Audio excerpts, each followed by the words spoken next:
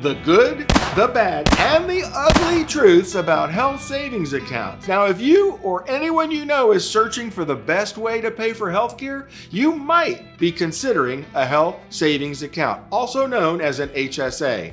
But is the HSA really an amazing way to help pay for healthcare costs that are not covered by your health insurance?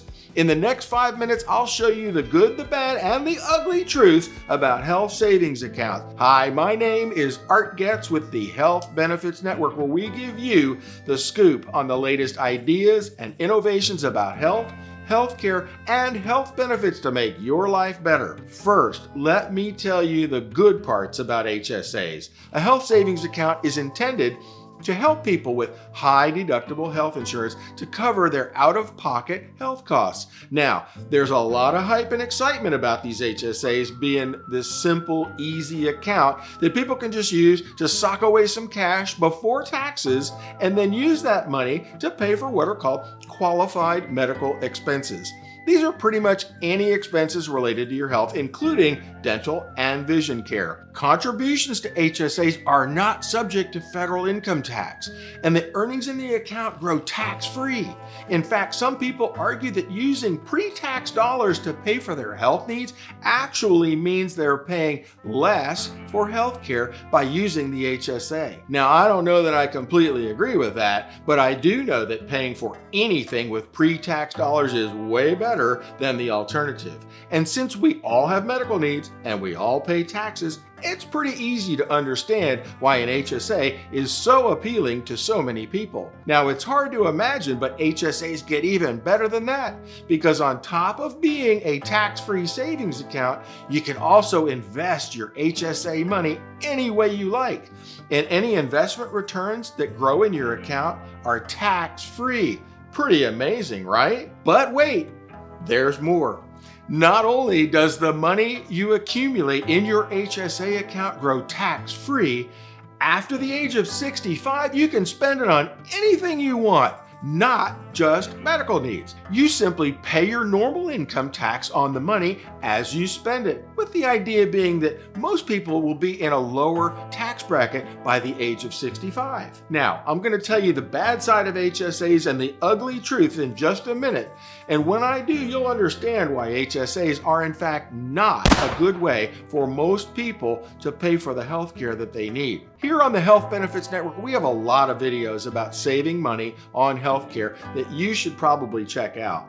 We're also flag-waving fans of medical cost sharing, and you should watch our video called A Real Personal Experience with Medical Cost Sharing so that you can understand what makes it so much better for people than high deductible health insurance and HSAs. If you click on the link at the end of the description, you'll be able to learn more. And we love responding to your questions. We're always glad to help you figure out exactly what's best for you and your family too. Now, I know that the health savings account sounds pretty darn great, but here are a few of the unfortunate drawbacks to the HSA as well.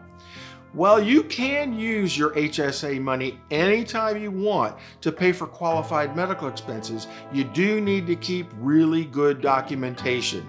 You'll have to prove that you actually spent the money on qualified health expenses. If you don't, you're going to owe tax on the money plus a 20% penalty if you spend your HSA funds on non-qualified health expenses. To qualify for an HSA, you also have to purchase high deductible health insurance. So even if you pay a little bit less in premiums each month, if you get really sick, finding that cash to pay for the high deductible is darn near impossible for many people and most families. That means for most people, one unexpected medical event can instantly wipe out all the money in your HSA.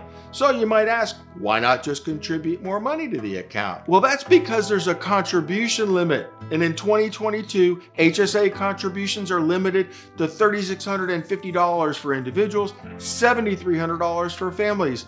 So that means it could take 2 or 3 years to store up enough money just to offset the high deductible, and even longer if you use any of that money to pay for your routine medical needs. In other words, unless you're really wealthy, it's going to be nearly impossible to accumulate cash in your health savings account. This really undermines the promise of being able to grow your HSA investment tax-free. And this is one of the ugly truths about HSAs. The main benefit of a health savings account for most people is the ability to save on taxes. In other words, if you're already wealthy, an HSA could be a really great tax planning tool. Wealthy people who can afford to pay a high deductible can use the HSA to avoid paying income taxes to Uncle Sam.